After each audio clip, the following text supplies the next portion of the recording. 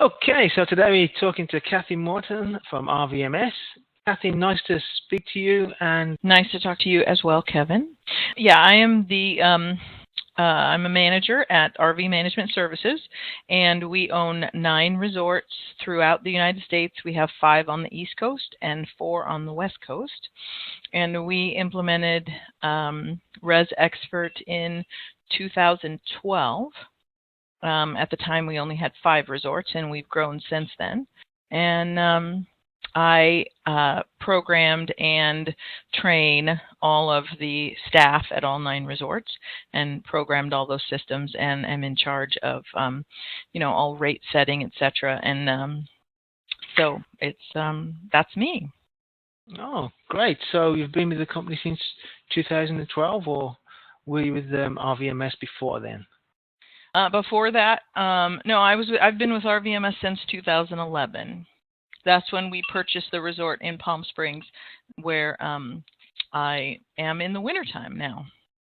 Okay, so if all the resorts are across the US and you're basically overseeing the management of that, how stressful is that?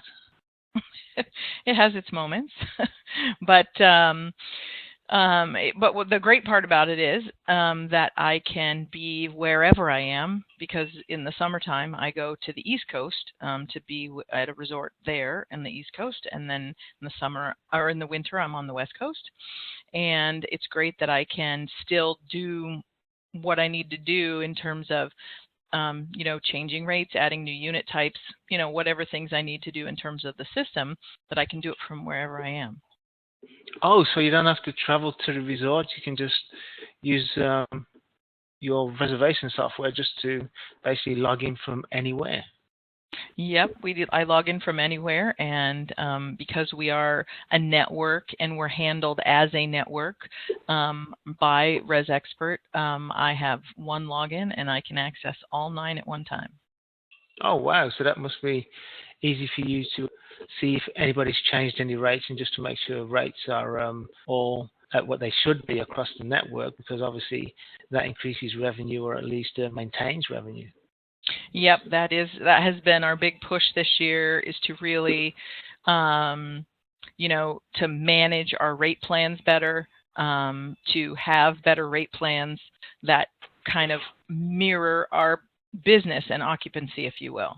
And then at some resorts we even take it one step further and manage by occupancy. So it's really been quite a challenge, and been really, really fun to learn the new ways I can do that, and be able to implement that across the network. Wow, interesting you should say that, because obviously I'm the managing director for Digital Res, who produce the Res Expert system. And I do speak to a number of campgrounds and RV resort owners, and they typically ask how they can improve revenue. So as a manager of overseeing 9 resorts, you're ideally placed to give us some tips and tricks, and I can probably help you see what else Res Expert can do to help you achieve that. Well, obviously, generally, the easiest way to create more revenue is to create more sites, right? If you're full or running at a very high occupancy and you want to add more revenue, you add more sites. That's not always possible. At some of our resorts, we've been able to do that. At others, we're landlocked and we don't have any room to do that. So then what do you do? Then what you can do as another option, and what we've done at several of our resorts, is you can enhance some sites, select some group of them that are either that you can differentiate in some way. If you've been at your resort long enough, or your RV park long enough, you know which sites people like and they don't. You know which ones they gravitate toward. So rather than have everything be the same, just it's an RV site, have some be a deluxe site or some be a premium site, because they're closer to the amenities, they're closer to the pool, they have shade, they're a pull through, because those are always more desirable, or you've enhanced them in some way. For example, at our resort in Palm Springs, we have the way the site's configured is they have a concrete pad for the RV and a concrete pad for their car. Well, what we did is we added some concrete between those two pads so that they could have a patio. And we call those a deluxe patio site, which get $10 more per night than other sites. So that's a way to increase your revenue and, without really doing much work. But you can, and now, of course, those are the most popular sites because when someone books online, they see, deluxe patio and they think that's the best site. And that's the one that very often online will get booked, which is my, highest revenue site that I have. And it's just little things like that. At another resort, we did, that has a patio area. We actually put some short fencing around it, some decorative fencing around it, and we call that one a patio site. And, people love those sites, and those are the ones that they want. So it's just little things like that that you can do to change your site types, differentiate your site types, that can really drive your revenue, especially, if you're in a landlocked situation and you don't have the ability to add new sites, or you just don't have the money to add new sites, because obviously that kind of infrastructure can cost money. Yeah, that's some great tips. Before you decide what to do to the sites, do you sort of look to see which sites are selling the most and which are selling the worst, and how do you do that typically? Yes, we've done that at several locations. And the thing that's great is ResExpert just really gives us the ability to hone in on that, where we can actually look at the unit type level for each individual site for a given period of time. So for example, we have a resort in Pennsylvania. It's in the mountains. It's very woodsy. So it's summertime. It's big time. They're full every weekend.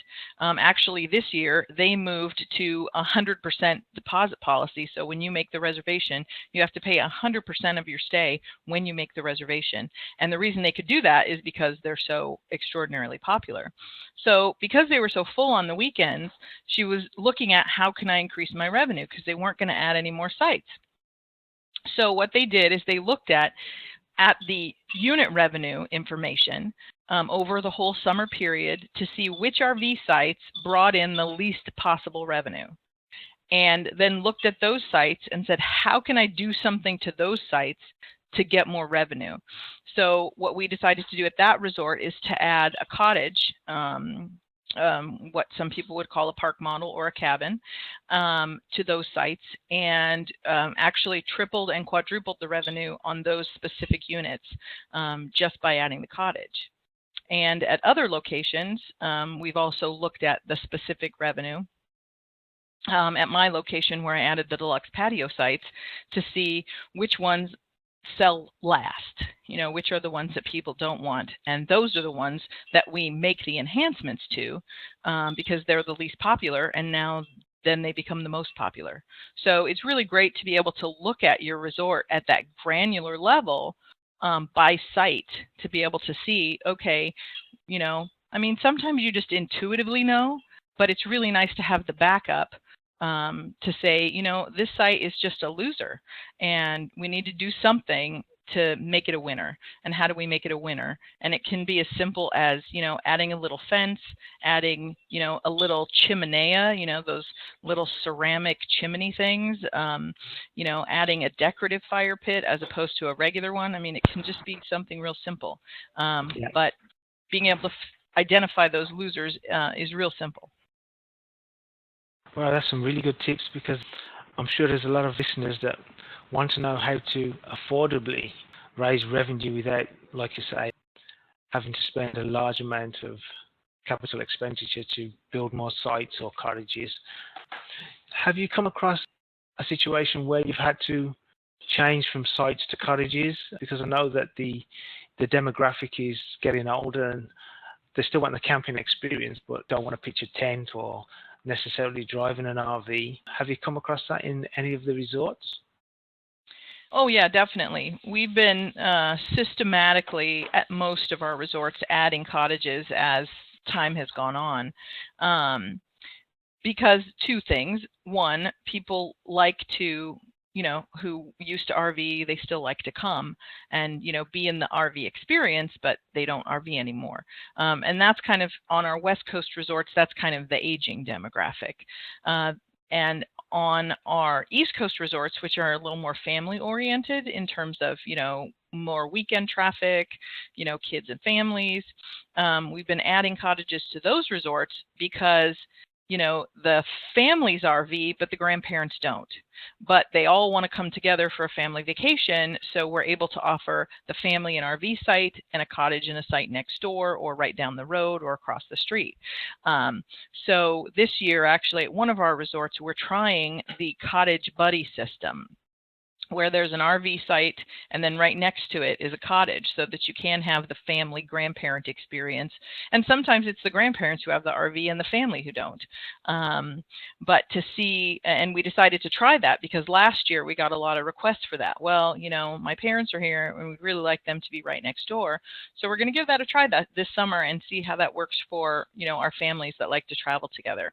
As well as there's a lot of families where, they like to travel together. One has an RV, one doesn't.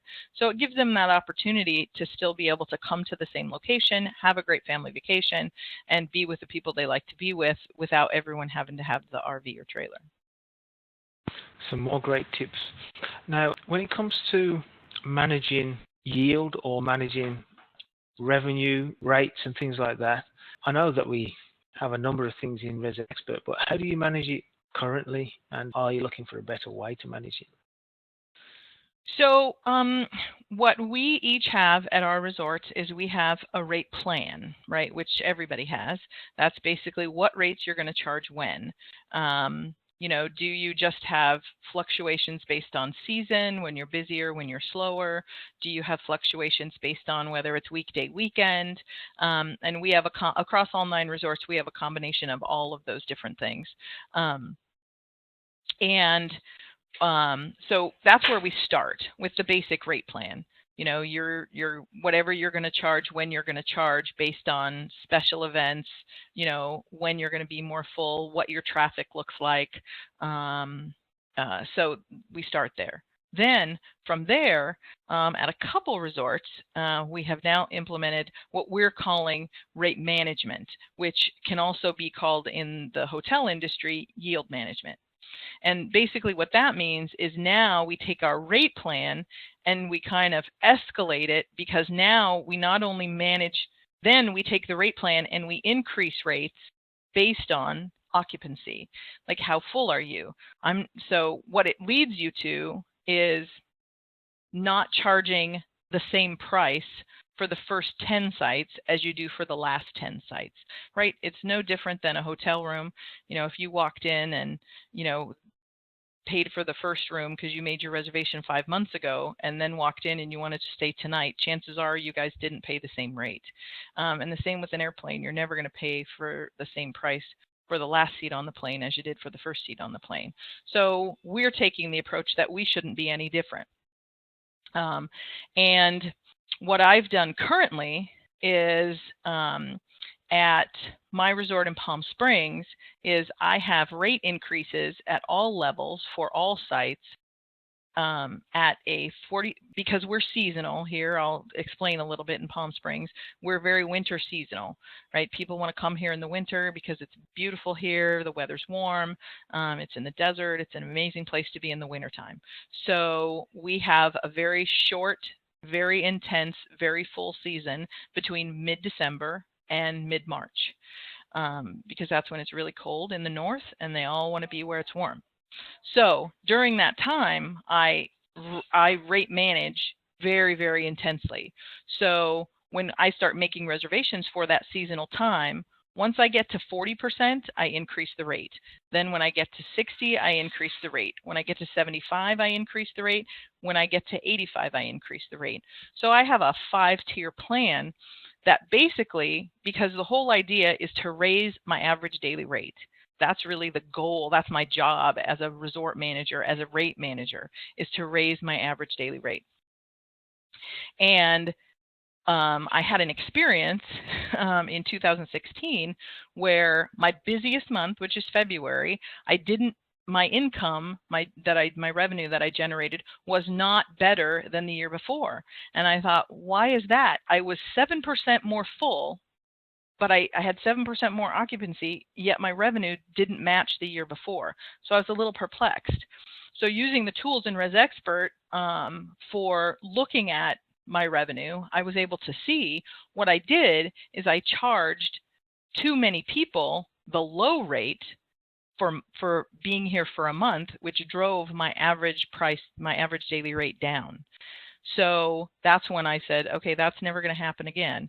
And so after that season, we implemented this rate management idea. So when I book up to a certain point, then the rates increase.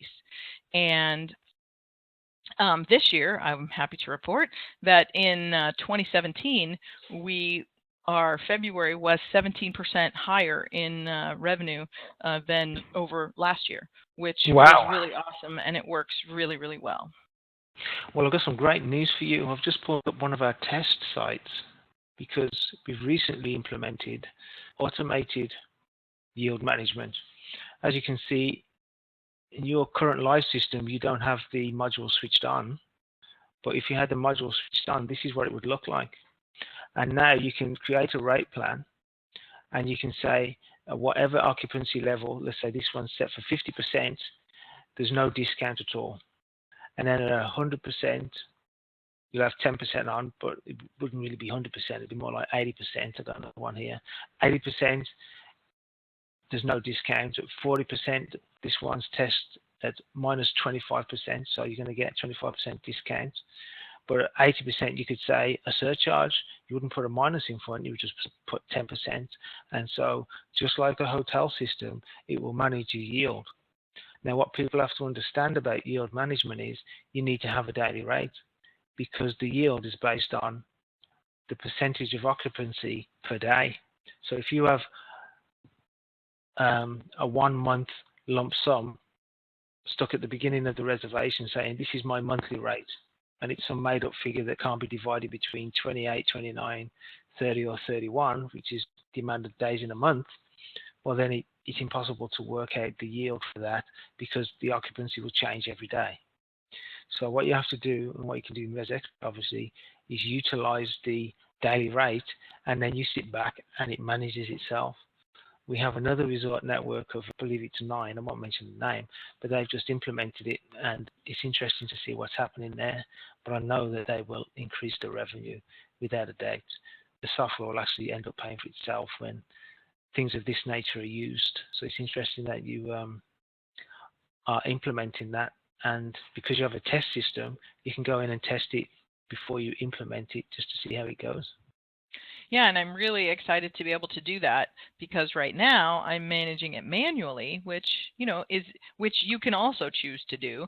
It just obviously takes a lot more of my personal time and energy, because then I have to monitor, I have to go look at the occupancy statistics to say, okay, for this period of time, how full am I? Is it time to raise the rate?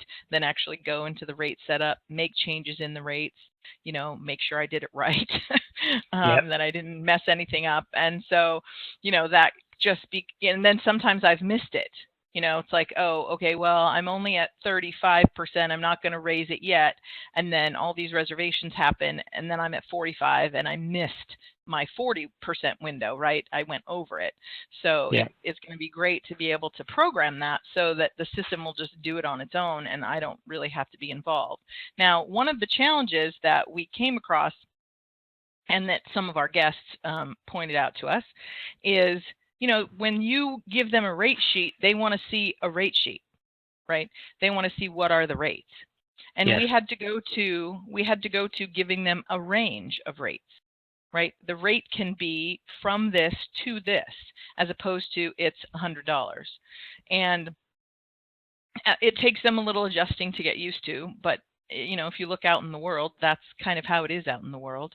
Until you give me a specific date that you want and a specific time that you want, I really can't on a specific day. I can't tell you what the rate's going to be. And if it's just like in general, how much are the rates? Well, it can be between this and this based on when you make your reservation and how soon you make your reservation.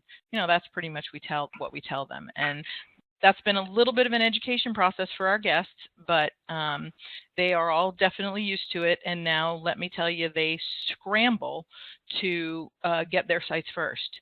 For example, in March, so it just ended up being March of 2017, we are already 85% booked for February of 2018.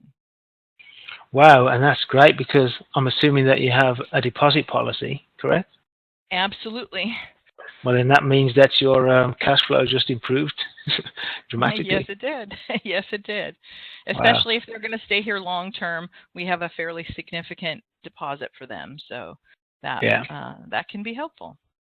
And then we've also implemented another thing that can be a revenue generator, depending on your traffic and how it works for you. If you're a resort that has kind of a seasonal feel to it, so you have people who are there more in the summer or more in the winter, and they stay longer term, maybe 2 to 3 months or 4 months, somewhere in that range. If that happens to be your business pattern, then like we do at several of our resorts that have that for both summer and winter, what we're able to offer them is we're able to offer them prepaid discounts, so that if they prepay the entire lease, they get a certain amount of discount, anywhere from 6 to 10%, depending on when the prepay is. And what that does for us is, because normally that revenue would come in the wintertime, which is great because that's when my revenue's high. But then in the summer, when no one's here in Palm Springs because it's 110 degrees, I do my prepaid discount in August, when my revenue is really tanking because there's nobody here. And August ends up being one of my bigger months because all those people who are coming in the wintertime want to prepay. We do the same thing with our resort in Pennsylvania that does seasonal sites in the summer. They have their prepay in December when their revenue is starting to dwindle off. So that also can be, if you're seasonal and trying to figure out how do I balance my revenue over the year, that can also be an opportunity for you to create some revenue in the down months from the people who are coming during the busy months. Now that is some good planning, really good. Now let's talk about online bookings. Now I know that in the industry still there's some resorts that are hesitant on utilizing online bookings. Do you guys utilize online bookings? Oh my gosh, online bookings save our life. We did actually track at our resort in Pennsylvania when we implemented online reservations. And to go even further than online reservations, they actually we have 2 resorts that implement the map interface in ResExpert, which means the guest, when they go online, they can actually pick the site location they want to go to and find out when that site location is available and then make their reservation for that exact one, which for that resort works really well. For my resort in Palm Springs, that wouldn't work really well, so we don't use that, but we use more of the optimization features in ResExpert, but we can talk about that some other time. Anyway, back to online. We all of our resorts use online, and one of the things now that's really been helpful is because when using the online feature, obviously there's a small fee for that, but we found that it's so minimal in comparison to what we save. Because at Twin Grove, when we did implement the online reservation system, we found that we could actually cut 1.5 staff because the phones weren't as busy. Wow. People didn't have to call anymore because they could now go online and they could book their exact site as opposed to having to call because they had to have that one, and they weren't going to make a reservation unless they could have that exact one.